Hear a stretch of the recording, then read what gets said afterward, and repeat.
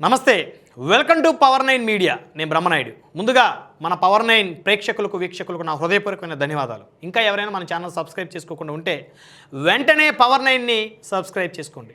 ఇక వినుకొండ నియోజకవర్గంలో వైఎస్ఆర్ కాంగ్రెస్ పార్టీ ప్రభుత్వ హయాంలో జరిగినటువంటి ఒక ఘటన, సాక్షాత్తు నియోజకవర్గ స్థాయి నాయకుడు, గుంటూరు జిల్లా జనసేన పార్టీ జనరల్ సెక్రటరీగా ఉన్నటువంటి నిశంకరావు శ్రీనివాసరావు గారిని అప్పుడు ఉన్నటువంటి సిఐ అశోక్ కుమార్ గారు అత్యంత దారుణంగా కొట్టినటువంటి ఘటన వెలుగులోకి వచ్చింది.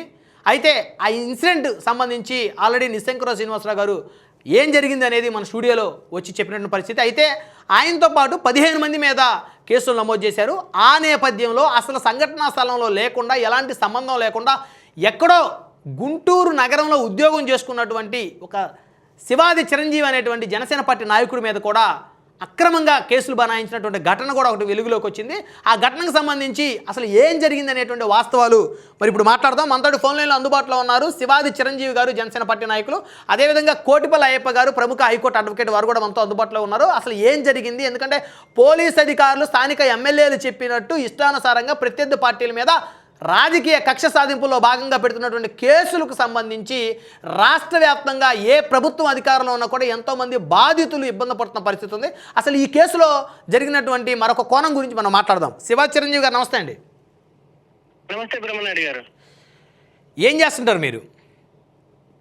సార్, నేను మెడికల్ రిప్రజెంట్ అండి. ఓకే. నేను మెడికల్ రిప్రజెంట్ గా చేసుకుంటూ పార్టీ ప్రోగ్రామ్ కమిటీ గుంటూరు జిల్లా మెంబర్ గా పనిచేస్తా ఉంటాను. ఒక ప్రోగ్రామ్ ఓకే, గుంటూరు జిల్లా Janasena party programme committee member మీరు ఎన్ని సంవత్సరాల నుంచి? అవునండి, నేను 4 years నుంచి అండి. ఓకే. ఈ జనసేన పార్టీ చెందినటువంటి నియోజకవర్గ స్థాయి నాయకుడు, అదేవిధంగా జిల్లా జనరల్ సెక్రటరీ ఉన్న నిశంకరావు శ్రీనివాసరావు గారి కేసుకు సంబంధించి అప్పుడు బొడ్డు అశోక్ కుమార్ గారు అనే సిఐ గారు ఆయన మీద పెట్టిన కేసుల నేపథ్యంలో మీ మీద కూడా కేసు పెట్టారు 15 మంది మీద అని చెప్పేసి మరొక అంశం వెలుగులోకి వచ్చింది. అసలు ఏం జరిగింది, వాస్తవం చెప్పండి. సరే, ఇప్పుడు నేను దేవుడి గుడి ఆలయ ప్రాంగణంలోనే ఉన్నానండి. నేను అంత వాస్తవమే చెప్తాను. అయితే ఏం జరిగిందంటే అండి, అక్కడ జనసేన పార్టీ ఆఫీస్ ముందు ఒక ఫ్లెక్సీ కట్టడం జరిగింది, వైసీపీది. ఓకే. అయితే ఆ జనసేన పార్టీ నాయకులు నిశంకరావు శ్రీనివాసరావు గారు ఆ ఫ్లెక్సీ తీసేయమని చెప్పారు. ఓకే. ఫస్ట్ ఎస్ఐ మేడం గారికి ఇన్ఫార్మ్ చేస్తే మేడం గారు ఆయనకి కొంచెం చిన్న వాగ్వాదం జరిగింది. ఆయన, మేడం ఇది నా ప్రమిసెస్ లో కట్టారు అంటే, లేదండి ఇది RNB లో కట్టారు, మీరు ఎలా తీసేయమంటారని మేడం గట్టిగా మాట్లాడితే, మేడం నాకు రాకపోకలకు కూడా ఇబ్బందిగా ఉందని ఆయన చాలా సానుకూలంగా చెప్పారు. అయితే మేడం తీసేయపోతే ఆయన తీసేసి తొలగించి చించకుండా పక్కన పెడితే ఆ మేడం పేరు కట్టారు వైసీపీ రాజలక్ష్మి గారండి. ఎస్ఐ గారు, ఎస్ఐ గారు, వినుకొండ ఎస్ఐ అప్పుడు ఆవిడ. అవునండి, వినుకొండ టౌన్ ఎస్ఐ గారు. ఎవరైతే ఆ ఫ్లెక్సీ కట్టారో ఆ ఫ్లెక్సీ కట్టిన వాళ్ళు వచ్చి ఆ ఫ్లెక్సీని తీసేసిన ఫ్లెక్సీని తీసుకెళ్లారండి. మళ్ళీ మేడం గారు వచ్చి ఆయనతో వాగ్వాదం ఆడి ఆయన్ని మిమ్మల్ని సీఏ గారు పిలుస్తున్నారని చెప్తే ఈయన స్టేషన్ కి వెళ్ళారు. అది నా ప్రమిసెస్ లో కట్టారు, అందుకని నేను గౌరవప్రదంగానే తీసి పక్కన పెట్టాను. మేడం గారికి కూడా చెప్పానండి, మా వాళ్ళకి కూడా ఇబ్బంది అయింది కదా, రాకపోకలకి ఇబ్బందిగా ఉంది మేడం, ఇది కొంచెం మీరు అధికార దుర్వినియోగం చేసినట్టుంది, ఇది కరెక్ట్ ప్రాసెస్ కాదు మేడం అని నేను సానుకూలంగా చెప్పానంటే, ఆయన కొంచెం ఆయన మీద, నిశంకరావు శ్రీనివాసరావు గారి మీద ఇంకా బూతులు తిట్టి మాట్లాడి, ఈయన ఎందుకు సార్ అలా మాట్లాడతారు, నేను చేసిన తప్పేంటంటే ఆయన భౌతికంగా దాడి చేశారండి. అవును, గుండెల మీద ఎగిరితన్నాడని చెప్పాడు ఆయన. భౌతికంగా దాడి చేసి ఆయన్ని చాలా హీనంగా ట్రీట్ చేశారు. అయితే ఇదంతా రాత్రి ఈవినింగ్ 8 గంటల ఆ సమయం వరకు జరిగిందండి. అయితే ఆ సమయంలో నేను గుంటూరులో ఉన్నాను. మీరు గుంటూరులో ఉన్నారు, ఉద్యోగం చేసుకుంటున్నారు? నేను గుంటూరులో ఉన్నానని ఉద్యోగం చేసుకుంటా. నేను సాయంత్రం నాకు తెలిసింది ఇలా జరిగిందని, సరే ఇది చిన్న మామూలుగా ఏదైనా ఇష్యూ అయితే పోలీస్ స్టేషన్ కి వెళ్ళి తీసుకెళ్లి మళ్ళీ బయటకు వస్తారు కదా అని నేను అనుకున్నానండి. ఇలా కొట్టారని తెలిసేసరికి 9 అయింది నైట్. అప్పుడు నాకు కారు లేక బండి మీద వెళ్ళడానికి ఇబ్బంది అయ్యి వేరే ఫ్రెండ్ కారు మాట్లాడితే తను కొంచెం సేపు ఆగి వస్తానని చెప్తే నేను ఆగిపోయానండి. అప్పటికి 11:30 గడిచింది. అక్కడ పోలీస్ స్టేషన్ దగ్గర ఎవరైతే ఈ నిశంకరావు శ్రీనివాసరావు గారిని ఆయన్ని ఇబ్బంది పెడుతున్నారని తెలిసి కొంతమంది జన సైనికులు ఒక 1000 నుంచి 1500 మంది పోలీస్ స్టేషన్ ని ముట్టడించేసరికి ఆ సిఐ గారు ఈయన బయటికి పంపించాలని ఆయన ముందుగా తిట్టిన బూతులకి ఎన్కౌంటర్ చేస్తాననేసరికి నిశంకరావు శ్రీనివాసరావు గారు సరే అండి ఎన్కౌంటర్ చేయండి, నేను బయటికి వెళ్ళను ఎక్కడే అని ఆయన అక్కడ లోపల నిరసన తెలుపుతున్నారు, జనం బయట నిరసన తెలుపుతున్నారు. ఈ లోపు రూరల్ సిఐ గారు కొంతమంది వచ్చి సర్ది చెప్పి ఆయన బయటికి తీసుకొచ్చేసరికి ఈ ఎవరైతే ఈ కార్యకర్తలు ఉన్నారో వాళ్ళందరూ వెళ్ళారు. ఆయనకి గాయాలు అవటం వల్ల, ఆ చెస్ట్ లో పెయిన్ అవటం వల్ల నిమ్స్ 24 హాస్పిటల్కి వెళ్ళి ఆయన ట్రీట్మెంట్ తీసుకున్నారండి. ఇదంతా గడిచేసరికి 11:30 అయింది నైట్. నేను అక్కడికి వెళ్ళేసరికి 1 అయిందండి. మిడ్నైట్ 1 అయింది. ఆల్మోస్ట్ 1 అయిందండి. ఒక 30 మినిట్స్ అటు ఇటు 1 అయింది. అర్ధరాత్రి 1 గంట అయింది అంతే కదా? అవునండి. ఆ పోలీస్ స్టేషన్ పరిధికి నేను ఆ నిరసన జరిగేటప్పుడు అసలు వెళ్ళలేదండి.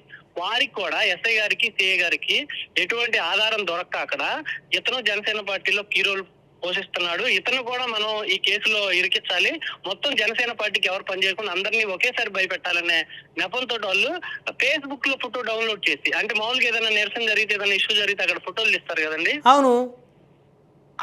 అలాంటి ఫోటో నాది అక్కడ దొరక్క ఫేస్బుక్ లో ఫోటో డౌన్లోడ్ చేసి నాకు చూపించారండి. ఇది నా ఫేస్బుక్ లో ఫోటో కదండి, మీరు ఎలా పెడతారని నేను ఎస్ఐ మేడం గారిని అడిగానండి, రాజ్యలక్ష్మి గారిని. మేడం ఇది నా మీద తప్పుడు కేసు పెట్టారు, నేను ఎక్కడో గుంటూరులో ఉద్యోగం చేసుకునేవాడిని, పార్టీ అంటే అభిమానంతో పనిచేసుకుంటున్నాను, రేపు ఏదైనా వాయిదాలు అయితే నాకు ఇబ్బంది అయింది, తిరగలేను మేడం, దయచేసి నేను లేను కాబట్టి నా పేరు తొలగించండి మేడం అని నేను అడిగానండి. అడిగితే మేడం ఏమన్నారంటే, ఇంతటితో పోతేనేమో ఒక కేసుతో పోయింది, లేకపోతే ఇంకొన్ని కేసులు నీ మీద కడతాము, ఖచ్చితంగా దాంట్లో మీరు ఎక్కడో చోట ఏదో ఒక నిరసన చేస్తారు కదా, దాన్ని ఎక్కువ చూపించాలని కడతామని మేడం నాతో చెప్పారు. ఎవరు? ఎస్ఏ రాజ్యలక్ష్మి మేడం గారు. ఇప్పుడు ఆ మేడం గారు చీరాలలో పనిచేస్తున్నారని విన్నాను లేదు. అదేనండి, గత ప్రభుత్వంలో ఎవరైతే జన సైనికుల్ని, టీడీపీ వాళ్ళని ఇబ్బంది పెట్టారో వాళ్ళందరూ ఈ రోజు మంచి పోస్టింగ్ లో ఉన్నారు. మేమేమో ఉద్యోగాలకు సెలవులు పెట్టి వాయిదాలకు తిరిగి ఇళ్లలో ఇబ్బంది పడాల్సి వస్తుందండి. ఆ రోజు అక్కడ కేసు పెడితే అండి, మీకు ఇంకొక విషయం చెప్తాను. ఆ రోజు అక్కడ ఆయన్ని ఎవరినైతే నిశంకర శ్రీనివాసరావు గారి మీద దాడి జరిగింది కదా, ఆయన పెయిన్స్ తట్టుకోలేక రాత్రి గుంటూరు గవర్నమెంట్ హాస్పిటల్కి వచ్చామండి. అయితే ఈ ఇష్యూ పెద్దదయ్యేలా ఉంది, మన మీద ఏదైనా ఇబ్బంది జరిగిద్దని రాజ్యలక్ష్మి మేడం గారు, సిఐ గారు కలిసి వాళ్ళిద్దరూ మేమేదో స్టేషన్ మీదకి వెళ్ళి దాడి చేసినట్టు, ఆ మహిళా ఎస్ఐ గారిని మేమేదో బూతులు తిట్టినట్టు వాళ్ళు కల్పించుకుంటూ ఒక కంప్లైంట్ తయారు చేశారండి. అయితే అక్కడ ఉన్న లీగల్ సెల్ వాళ్ళ ద్వారా మాకు తెలియటం వలన మేము అక్కడ గవర్నమెంట్ హాస్పిటల్ నుంచి ఎస్పీ గారికి కంప్లైంట్ ఇచ్చి అక్కడికి మేము వినుకుండా వెళ్తే మమ్మల్ని మళ్ళీ ఆ కేసులో మమ్మల్ని లోపల వేయాలని చూసారండి. అందుకని భార్య బిడ్డలను వదిలేసి రేత్రిపూట హైదరాబాదు, తెలంగాణ, అసలు ఇన్ని ప్రాంతాలు తిరిగాము, ఎంత ఇబ్బంది పడ్డాము అన్నప్పుడు రేత్రి నిద్ర లేక ఏమైద్దు అని ఇంట్లో వాళ్ళు ఫోన్ చేసి ఏడుస్తూ అందరు ఫోన్లు స్విచ్ ఆఫ్ అయింది. ప్రత్యేకంగా ఫ్రెండ్ ఫోన్ తెప్పించుకొని దాంతో మా వాళ్ళతో కోఆర్డినేట్ అవుతూ వాళ్ళు బాధపడుతూ ఎన్నో బాధలు అనుభవించామండి. ఆ విషయంలో మాత్రం అసలు ఉత్త పాపానికి అసలు నేను లేను కదండి అక్కడ, ఆ సంఘటనలో నేను లేను, అయినా నన్ను ఇరికించాలని మేడం గారు, సారు వాళ్ళిద్దరు కలిసి నా పేరు. మేడం గారు మీరు అడగలేదా, అమ్మా నేను మిమ్మల్ని ఏమన్నాను, అసలు సంఘటనా స్థలంలో లేను కదా, నేను మిమ్మల్ని అసభ్యకరంగా దూషించానని చెప్పేసి నా మీద ఎలా కేసు పెట్టాలనిపించింది, మీ బిడ్డలాంటి కదమ్మా, నేను తల్లి స్థానంలో ఉన్నారు ఎస్ఐగా, మీరే ఇలా తప్పుడు కేసులు పెడితే మేము ఎలా బతకాలమ్మా అని అడగలేదా మీరు ఒక చదువుకున్న వ్యక్తిగా? బ్రహ్మనాయుడు గారు, నేను అడిగానని చాలా పొలైట్ గా మాట్లాడాను. మేడం గారు అని కాకుండా ఒక్కోసారి అమ్మ అని కూడా సంబోధించాను ఫోన్ లో అమ్మ అని సంబోధించి కూడా, అమ్మా ప్లీజ్ అమ్మా నేను ఇబ్బంది పడతానమ్మా, రేపు తిరగలేను, వాయిదాలకి మళ్ళీ ప్రతి దానికి పిలుస్తా ఉంటారు, నా మీద ఎంతవరకు కూడా నేను గుంటూరు జిల్లా వ్యాప్తంగా పార్టీకి పనిచేసినా కూడా ఎక్కడ చిన్న గొడవ కూడా లేదమ్మా, ఏ స్టేషన్ లో కనీసం నా మీద కంప్లైంట్ కూడా లేదమ్మా అని నేను ఆమెని చాలా ప్రాధాయపడ్డానండి. నేను నాకు ఎందుకు బాధేసిందంటే అండి, అంబేద్కర్ గారు మనకు హక్కులు ఇచ్చింది ఇలాగ దుర్వినియోగం చేయడానిక. ఒక అప్పటికి ఆయన నిశంకర శ్రీనివాసరావు గారిని భౌతికంగా దాడి చేశారు, మేము వెళ్ళి ఎస్ఐ గారి మీదకి తిరగబడి బూతులు తిట్టి పోలీస్ స్టేషన్ మీద తిరగబడే అవకాశం ఉండిద్దండి. పోనీ నేను లేను కూడా నన్ను పెట్టారంటే అది ఎంత తప్పుడు కేసు మీరు ఒకసారి అర్థం చేసుకోవాలండి.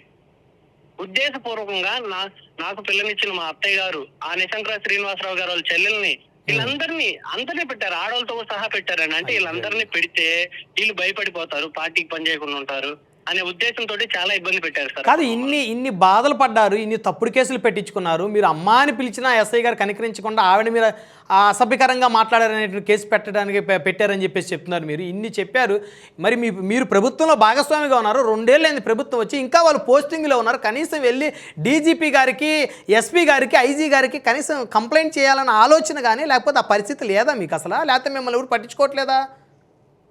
ఇది ఒక బాధాకర విషయం అండి. పట్టించుకోవట్లేదనే మాట మేము చెప్పండి. ఎందుకంటే మా పార్టీ ఎవరైతే ప్రోగ్రామ్ కమిటీ చైర్మన్ గా ఉన్నారో కేకే గారు, ఆయన కేసు జరిగిన తర్వాత మేము తెలంగాణలో ఉన్నప్పుడు ఆయనే చూసి సోషల్ మీడియాలో ఇలా జరిగిందా, నాకు ఒక మాట ఇక్కడే ఉన్నప్పుడు చెప్పాల్సింది కదా అని చెప్పి ఆయన ధైర్యం చెప్పి మీరు ఇంటికి రండి, నేను మాట్లాడతాను, మీకు బెయిల్ వచ్చే విధంగా చేస్తానని చెప్పి అప్పటికి ఒక పక్కన ఎవరైతే నిశంకరావు శ్రీనివాసరావు గారి భార్య, పిల్లలు మరియు వాళ్ళ చుట్టాలు పవన్ కళ్యాణ్ గారిని కలవడానికి మహిళలు వెళ్ళారండి. అదే విధంగా ప్యారలల్ గా సేమ్ కేకే గారు మాకు ఫోన్ చేసి ధైర్యం చెప్పి మమ్మల్ని ఇక్కడ మీ మంగళగిరి వచ్చిన తర్వాత నాదెండ్ల మనోహర్ గారితో కల్పించారండి.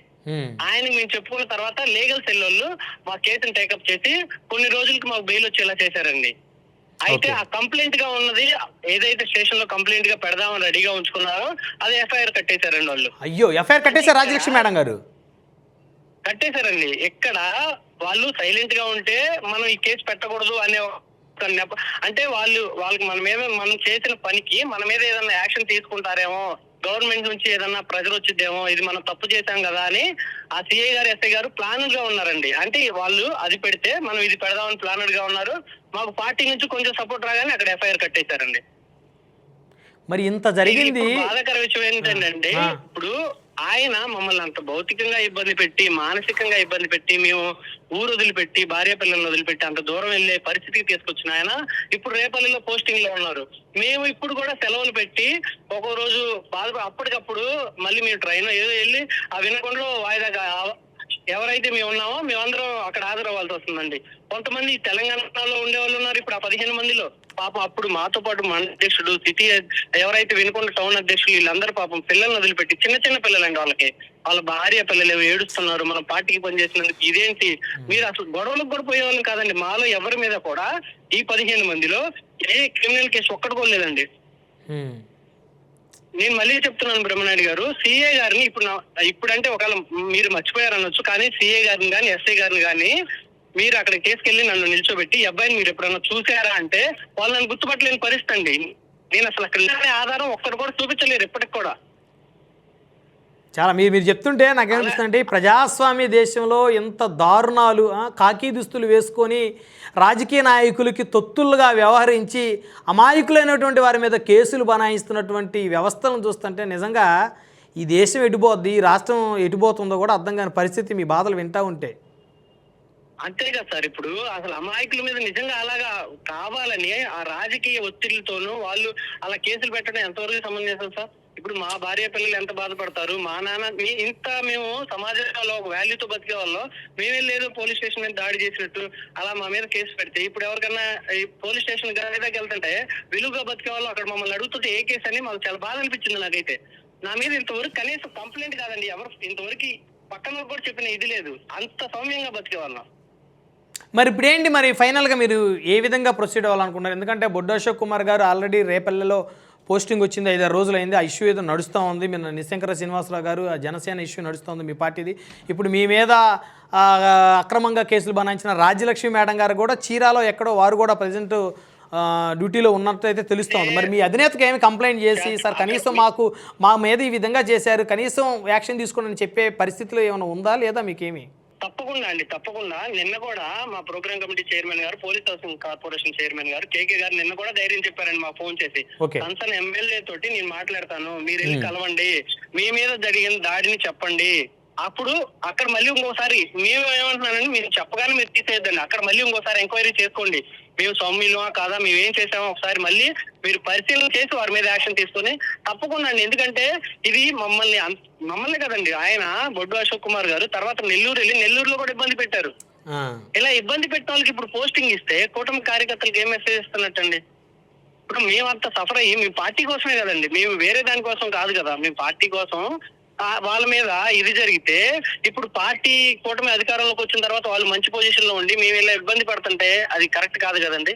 అందుకని మేము తప్పకుండా అనగాని సత్యప్రసాద్ గారిని కలుస్తాము, మా బాధ ఆయనకి చెప్తాము, నుంచి కూడా సహకారం తీసుకొని ఆయన తప్పకుండా అండి ఆయన విఆర్ లోకి వేయాలి. ఎందుకంటే ఇంత క్రూరత్వంగా ఇంత మరి దుర్మార్గంగా చర్యలు తీసుకున్న వాళ్ళని అలాగే మంచి పొజిషన్ లో ఉంచడం కరెక్ట్ కాదండి. ఎందుకంటే ఆ రోజు ఆయన రాజకీయ ప్రోద్బలంతో మమ్మల్ని ఒక మనిషిని అసలు మర్డర్ కేసులు కూడా కొట్టరు కదండి, అసలు ఆయన కాలుతో తన్నటం ఏంటి, బూతులు తిట్టడం ఏంటి, కులాన్ని దూషించడం, తల్లిని దూషించడం, ఇది అసలే ఎంత హేమైన చర్య అండి. మనం రాజ్యాంగబద్ధంగా ఉన్న ప్రపంచంలో బతుకుతున్నామా? అవును. మరి రాజ్యలక్ష్మి మేడం గారి మీద మరి మీరు ఏమైనా కంప్లైంట్ చేసే పరిస్థితి ఏమైనా ఉందా ఆవిడ మీద కూడా?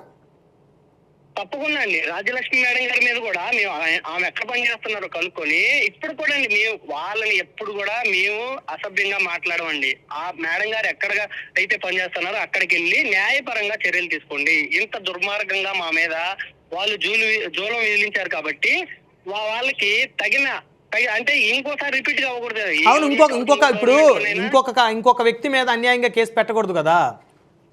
అవునండి. అప్పుడు మేము కొంచెం ఎదుర్కోగలుగుతున్నాం, లేకపోతే మానసికంగా స్ట్రాంగ్ గా ఉన్నాం కాబట్టి సరిపోయింది. ఇంకొకళ్ళు అయితే వేరే వాళ్ళ పరిస్థితి ఏంటండి? అంతే కదా. అలాంటి ఇబ్బంది ఇంకొకరికి జరగకూడదు కాబట్టి ఏం జరిగిందో తప్పకుండా అక్కడ ఎవరైతే ఎమ్మెల్యేలు ఉన్నారో వాళ్ళకి తప్పకుండా చెప్తామండి. వాళ్ళనైతే మాత్రం ఖచ్చితంగా న్యాయపరంగా శిక్షించబడాలండి వాళ్ళు మాత్రం.